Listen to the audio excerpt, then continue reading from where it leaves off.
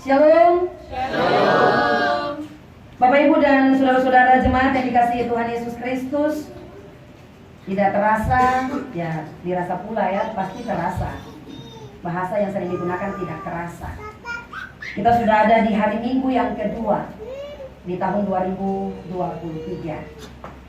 Apakah ada yang merasa ada perubahan yang baru dalam kehidupan kita 7 hari ini atau 8 hari ini?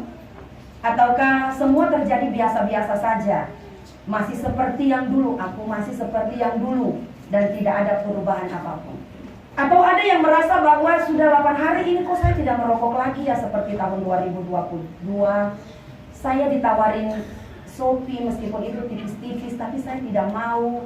Ya semoga itu berlangsung terus. Saya kok rindu untuk beribadah terus. Tidak seperti dulu rasanya malas ibadah. Saya bangun pagi itu tidak cari HP, tapi saya cari Alkitab. Tidak seperti dulu tahun 2022, subuh-subuh cari HP dulu ya, status dulu, tapi cari Alkitab dulu tahun ini. Tahun 2022, saya menjadi pribadi yang cuek dengan istri, suami, anak-anak. Tapi sepanjang hari, 8 hari awal tahun 2023 ini, saya kok menjadi pribadi yang kalau jauh sedikit dari istri, jauh sedikit dari suami, jauh sedikit dari rumah, kok rindu pulang untuk berjumpa. Atau mungkin ada perubahan-perubahan hidup yang lain. Saya tidak mengetahui apa yang menjadi sebuah proses perubahan yang terjadi dalam kehidupan kita semua. Tapi evaluasi awal ini menentukan seperti apa perjalanan lanjut kehidupan kita ke depan. Dan hari ini untuk memasuki perjalanan-perjalanan selanjutnya, semangat atau tidak, berjuang atau tidak, lebih luar biasa atau lebih tidak luar biasa lagi, maka hari ini kita akan memulai sepanjang langkah kehidupan kita dengan menikmati bahwa ada satu pribadi yang berjuang untuk mempertahankan kehidupan kekal bagi saudara-saudara dan juga saya. Nah Bapak Ibu dan saudara-saudara jemaat yang dikasihi Tuhan Yesus Kristus, kita mungkin pernah mengalami, saya percaya di antara semua jemaat Talitakum yang hadir saat ini pernah mengalami yang namanya kehilangan orang-orang yang terkasih. Kita pasti akan menangis ketika mereka sakit, kita menangis. Apalagi ketika Tuhan memvonis, Tuhan memutuskan untuk panggil pulang orang-orang yang kita kasih, pasti kita menangis luar biasa. Rasa kehilangan, rasa duka cita yang luar biasa. Atau bahkan ketika keluarga atau saudara-saudara kita, orang-orang terkasih kita sudah ada di peti ya, pernah mengalami mau tutup peti, lalu rasanya mau terjun masuk dalam peti sama-sama dengan orang-orang yang kita kasih. Tapi apakah kita bilang, keluar saja, Tuhan kasih dia hidup dan saya mati ganti dia untuk masuk dalam peti? Kan tidak. Tapi perjuangan untuk merasakan bahwa kehilangan yang luar biasa itu terjadi. Lalu kita antar mereka, peti sudah tutup dan kita antar sampai ke liang pemakaman terakhir. Dan ketika peti diturunkan, kemudian tanah ditutup dan kemudian keran bunga diletakkan. Lalu kemudian kita kembali untuk menjalani kehidupan seperti biasa. Tapi tidak ada yang namanya kita bisa ganti orang yang mati lebih dahulu daripada kita. Tapi berbeda yang terjadi dengan Yesus Kristus. Dia memutuskan untuk mengambil jalan kematian, menggantikan kita yang seharusnya ada di salib, yang seharusnya mati karena dosa dan pelanggaran kita terhadap hukum-hukum Allah. Tapi dia menghidupkan kita. Dia memberi kesempatan untuk kita terus hidup menjalani hari-hari hidup ini. Dan dia mati ganti kita. Dia yang ada dalam jalan Via Dolorosa. Dia yang ada di tiang kayu salib. Dan dia yang ada di dalam kuburan batu, kubur batu itu. Untuk meyakinkan setiap umat manusia bahwa Natal itu bukan saja sekedar proses dia datang ke dunia lahir sebagai seorang bayi biasa. Tapi dia akan menjalani proses kehidupan sampai pada titik di mana dia menggantikan kita untuk ada di salib, bahkan mati demi pengampunan dosa yang dia berikan untuk kita. Bahkan ada hal yang menarik Bapak Ibu. Ketika kita baca firman Tuhan tadi, bahkan di dalam seluruh pasal 26 Injil Matius, ada hal yang menarik yang ditulis oleh Matius berbeda dengan Injil Lukas, Yohanes, dan juga Markus. Bapak Ibu kalau baca yang di dalam Injil Matius pasal 26 itu ada terjadi beberapa hal yang sebetulnya menduka citakan hati Tuhan Yesus Kristus. Bahkan ketika dia bilang dia akan melaksanakan perjamuan kudus, akan ada orang yang akan menyerahkan dia, Yudas. Kemudian ayat berikutnya, ayat 30 dan ayat selanjutnya itu dikatakan akan ada orang yang menyangkal dia. Siapa yang menyangkal? Simon Petrus. Bahkan dalam peristiwa-peristiwa selanjutnya, dia mengalami keganasan perlawanan antara kemanusiaan dan kealahannya di Getsemani. Itu ada di pasal 26. Lalu kemudian pada akhirnya ketika keluar dari taman Getsemani, dia ditangkap. Dan kemudian Petrus benar menyangkal dia. Dan peristiwa itu ditulis sepenuhnya di pasal 26. Kenapa rentetan ini ditulis oleh seorang Matius? Ini menyaksikan bahwa ternyata perjalanan untuk proses kematian Yesus Kristus itu bukan sekedar dia jalani begitu saja. Tapi ada peristiwa yang harus dia lewati secara pergumulan pribadi.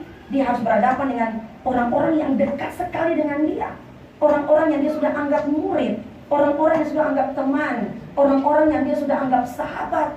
Tapi dia merasa bahwa hal itu harus terlewati demi menggantikan saudara dan saya ada dalam sebuah keputusan kematian kekal. Karena di salib itu kematian kekal diganti dengan kehidupan kekal, yaitu dalam kerajaan surga.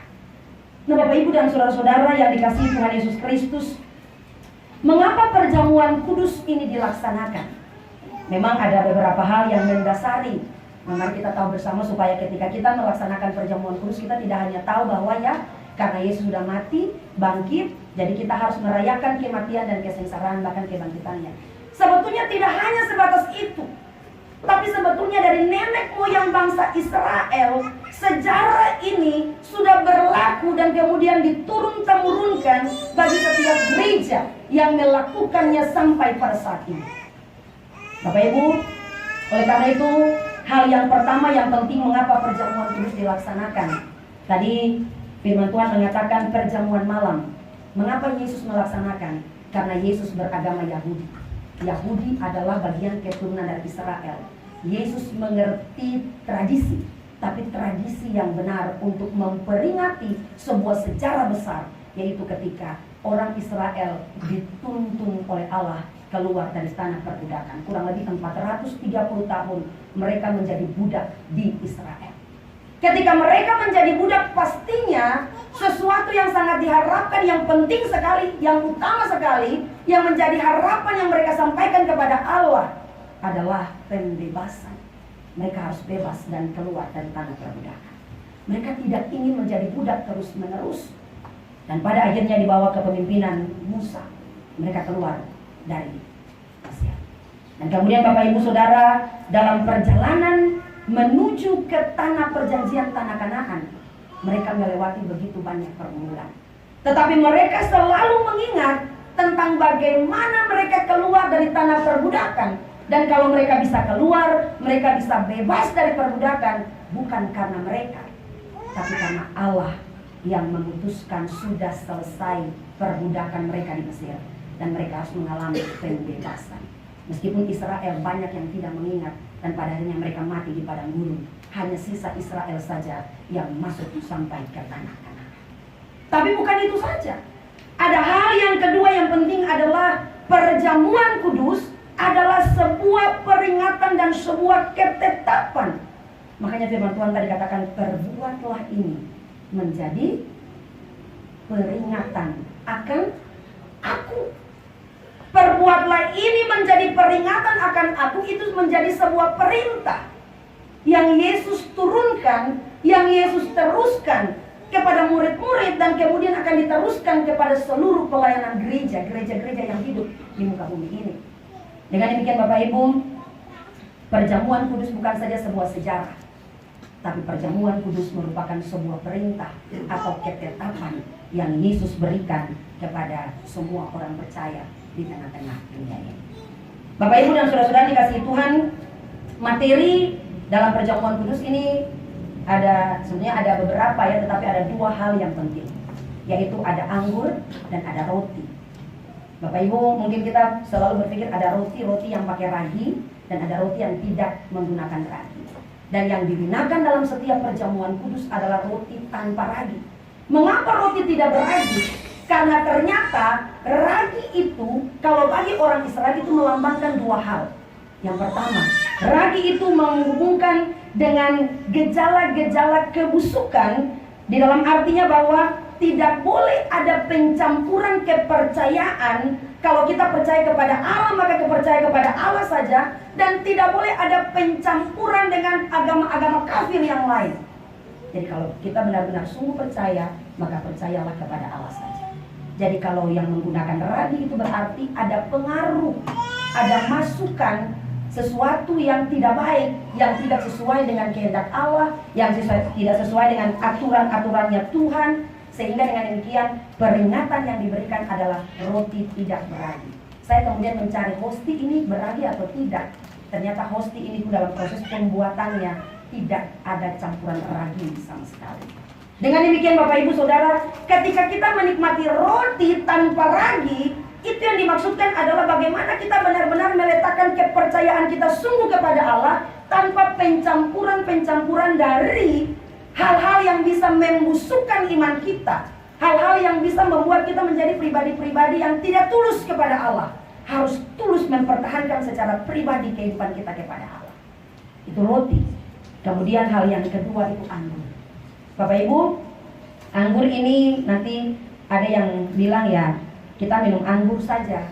Karena Yesus juga kan dan murid-murid kan minum anggur. Jadi kita minum anggur juga tidak apa-apa kok. Ya, Yesus bilang tambahkanlah sedikit anggur. Tapi kan sebetulnya kita mesti tahu anggur yang digunakan ini anggur yang mana. Nah Bapak Ibu Saudara, kalau di dalam Alkitab itu ada anggur-anggur yang disebut anggur-anggur, itu ada 4 jenis anggur. Yang pertama, itu sari buah anggur tapi sudah difermentasi, namanya yain. Ini untuk pengetahuan kita aja, tidak apa-apa, mungkin kita tahu saja. Kemudian yang kedua, ada buah anggur yang baru selesai dituai, namanya tiros, bukan tirosa, namanya tiros. Itu anggur yang baru dituai. Kemudian ada minuman anggur yang benar-benar sangat memabukkan, yang pernah diminum oleh Lot dan anak-anaknya. Itu namanya sekar, bukan sekar tapi sekar. Dan kemudian anggur yang terakhir itu yang tadi disebutkan di ayat paling terakhir, di ayat 29 dikatakan, hasil pokok anggur ini sampai pada hari aku meminumnya, yaitu yang baru. Pokok anggur itu namanya oinos. Oinos itu pokok anggur. Dan oinos itu yang kita gunakan di dalam perjamuan kudus. Tanpa fermentasi, anggur murni. Dan anggur ini kemudian ketika oinos dilambangkan berarti bukan sekedar anggur buah, tapi anggur itu dilambangkan menjadi darah, hasil darah yang dicurahkan oleh Tuhan Yesus Kristus yang tertumpah bagi kita untuk pengampunan dosa dan keselamatan kita. Dengan demikian Bapak Ibu Saudara, ketika kita makan roti dan minum anggur ini bukan sekedar sebuah tradisi yang diturun-temurunkan, tetapi ini merupakan sebuah refleksi penting dalam kehidupan kita, bahwa ternyata ada pribadi yang suci dan kudus yang mau menggantikan posisi kita dari kematian akan dosa menjadi sebuah keselamatan dan kehidupan yang kekal. Nah dengan demikian Bapak Ibu Saudara, ketika Yesus memecah-mecahkan roti dan kemudian menyerahkan anggur dalam cawan kepada murid-muridnya, kira-kira ini menggambarkan apa? Ada nilai apa? Ada hal penting apa yang mau disampaikan bagi saudara-saudara dan saya ketika kita akan menikmati perjamuan kudus ini? Supaya ketika kita pulang dari sini, kita merasa bahwa ya, bagian nilai ini yang saya bawa setelah saya menikmati roti dan anggur yang adalah lambang dan tubuh dan darah Kristus. Nilai yang pertama adalah ternyata persekutuan di dalam perjamuan kudus adalah persekutuan sebagai keluarga Allah. Sekali lagi, nilai yang pertama dalam pelayanan persekutuan perjamuan kudus adalah nilai sebagai keluarga Allah.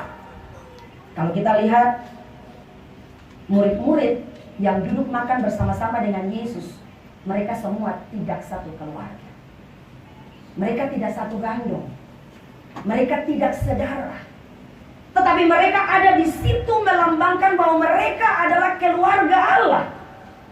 Dan dengan demikian sebagai keluarga Allah, sangat ditekankan bahwa ketika anggur dibagikan, roti, kalau roti sekarang sudah dipecahkan ya. Kalau rotinya orang Yahudi itu dibakar roti besar, dan kemudian pemimpin perjamuan akan angkat roti besar mengucap syukur, baru dia akan patah roti besar itu. Patah, patah, patah, dan kemudian hasil patahan-patahan itu yang akan dibagikan. Jadi dengan demikian ada sebuah rasa bahwa kita ini satu.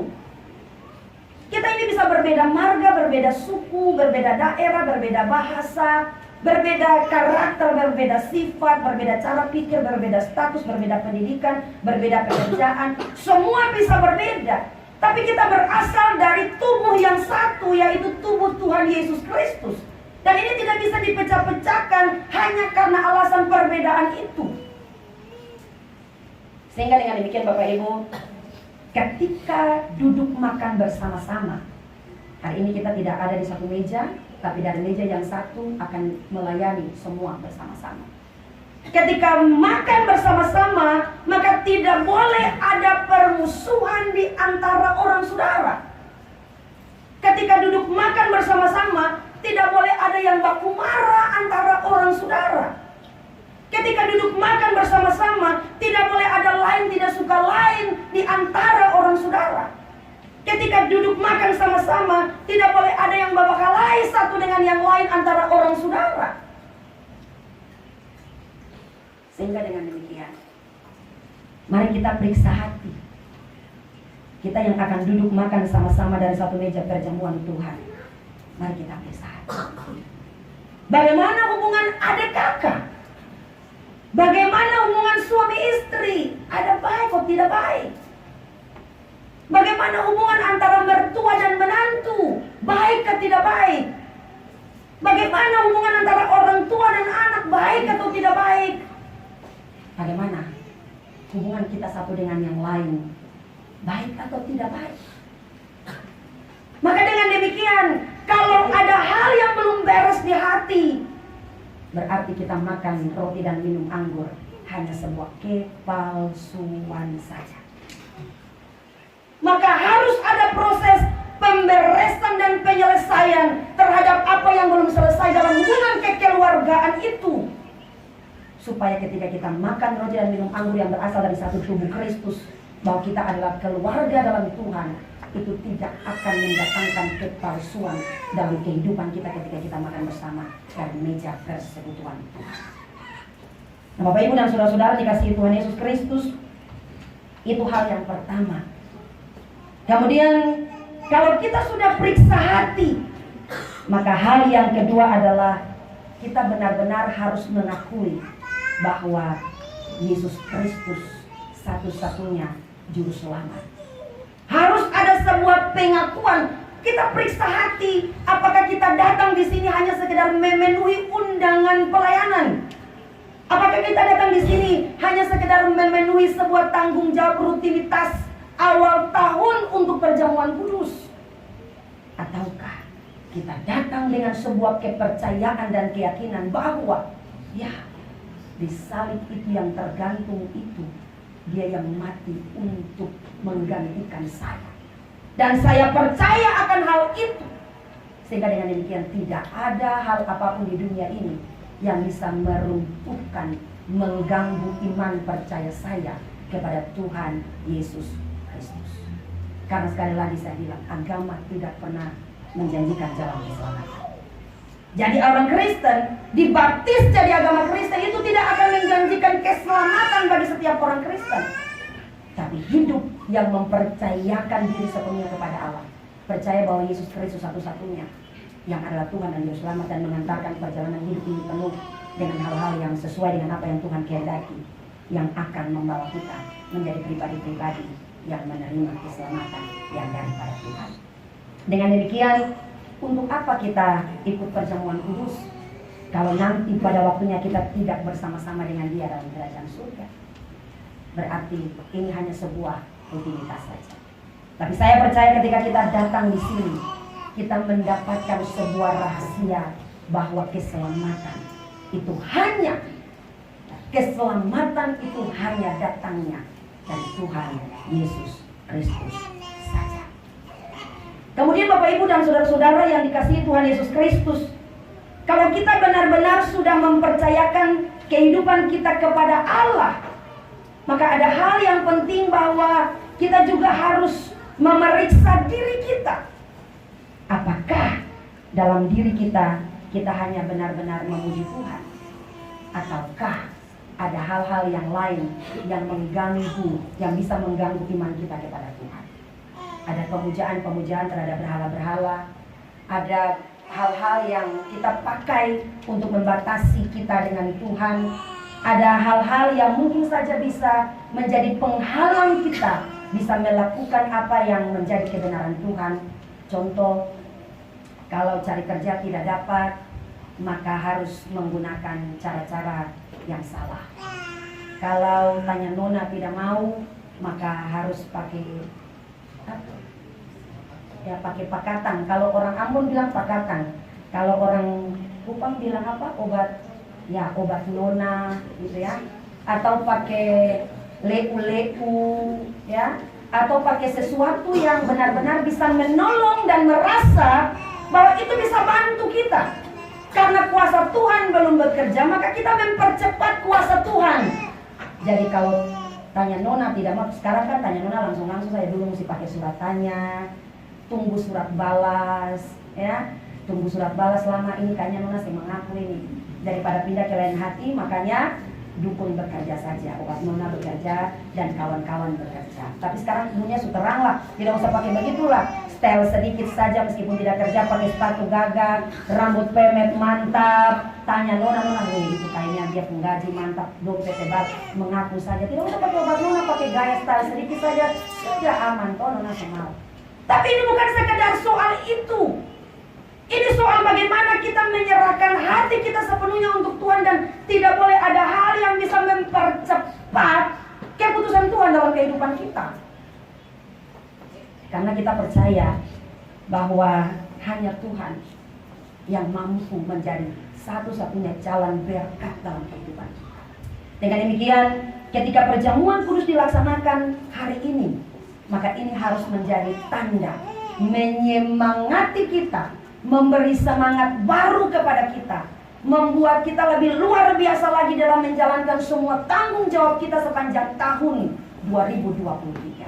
Supaya ketika kita mulai malas, ketika kita mulai putus asa, ketika kita merasa sedih, ketika kita merasa bahwa pergumulan ini kok besar sekali, kok luar biasa sekali, kita merasa bahwa ada satu pribadi yang lebih dulu menanggung semuanya, sampai disalib untuk menggantikan kita, bahkan mati saja dia mau. Itu berarti berkat-berkat yang luar biasa sepanjang tahun 2023. Bukan dengan rancangan kita, tapi sesuai dengan rancangan Tuhan. Dia pasti merancangkan hal yang tidak bisa digagalkan oleh siapapun di muka bumi. Kemudian Bapak Ibu dan Saudara, ada hal ketika kita benar-benar menjadi pribadi yang sungguh-sungguh merasa bahwa kita tidak pernah melangkah sendiri, kita tidak pernah berjalan sendiri. Karena ketika Yesus sudah mati, Yesus naik ke surga, ada Roh Kudus yang Ia kirimkan untuk menemani, itu bahasanya ya, temanmu. Roh Kudus menjadi temanmu, Roh Kudus menjadi sahabatmu, Roh Kudus menjadi penolongmu, Roh Kudus menjadi penghiburmu. Dan itu ada bersama-sama dengan kita menjalani sepanjang tahun 2023 ini. Dan dengan demikian, kalau kita mau menikmati bagian itu, maka kita harus ada pada sebuah pengakuan bahwa Dia satu-satunya Tuhan, Dia satu-satunya Allah, Dia satu-satunya Juru Selamat, Dia satu-satunya yang terbaik yang bisa kita andalkan, yang bisa kita harapkan. Kalau kita andalkan dunia, kalau kita andalkan dan harapkan orang lain, manusia mungkin kita bisa kecewa. Tapi kalau kita andalkan dan mengharapkan Allah dalam kehidupan kita, saya pastikan dan saya percaya Bapak Ibu dan saudara-saudara punya pengalaman iman dan kesaksian yang luar biasa di tahun-tahun yang lalu pun memastikan bersama dengan Dia tidak pernah mengecewakan setiap orang yang berharap kepadanya. Bapak Ibu dan saudara-saudara yang dikasihi Tuhan, kemudian nilai yang terakhir dari perjamuan kudus di saat ini adalah perjamuan kudus harus dilaksanakan terus-menerus. Terus menerus itu bukan berarti harus dilaksanakan setiap minggu. Ada gereja yang melaksanakan setiap awal bulan, ada gereja yang melaksanakan setiap minggu, tapi kita melaksanakan 3 bulan sekali, atau setiap 1 tahun itu 4 kali kita laksanakan. Ini sebagai tanda bahwa ternyata ini merupakan sesuatu yang bukan biasa, tapi sesuatu yang istimewa. Ini bukan sesuatu yang gampang-gampang saja, tapi ini sesuatu yang luar biasa yang Tuhan izinkan supaya terus-menerus dilakukan supaya tidak lupa. Dengan demikian Bapak Ibu Saudara, ketika kita ambil bagian di dalam sakramen perjamuan kudus ini, maka kita harus ingat bahwa ini merupakan sesuatu yang diberikan oleh Tuhan supaya kita terus ingat dan terus ingat tentang kebaikan Tuhan, kemurahan Tuhan, keselamatan Tuhan, semua hal yang Tuhan lakukan dalam kehidupan kita. Supaya ketika kita duduk di sini, kita ingat kembali karya besar Tuhan yang sudah Tuhan lakukan bagi kehidupan saudara-saudara dan saya. Nah, Bapak Ibu dan Saudara dikasihi Tuhan Yesus Kristus, dengan demikian mari kita belajar ketika kita sudah melakukannya terus-menerus, maka kita harus menjadi saksi. Kita tidak hanya melakukan saja. Setiap orang Kristen harus sampai pada titik dia harus menjadi saksi bagi kemuliaan Tuhan. Dia harus berani untuk menyaksikan bahwa kalau saya masih ada sampai saat ini, kalau rumah tangga saya masih diberkati, pekerjaan saya masih diberkati, saya masih sehat, saya masih kuat, pelayanan ini masih ada dan sangat luar biasa Tuhan pakai, maka dia harus bersaksi bukan karena saya, tapi karena Yesus Kristus yang menjadi pribadi, menjamin dan membuat kehidupan kita menjadi kehidupan yang luar biasa. Dengan demikian Bapak Ibu Saudara, ketika bagian-bagian itu kita sudah lakukan, maka mari kita siap untuk ambil bagian di dalam sakramen perjamuan kudus di hari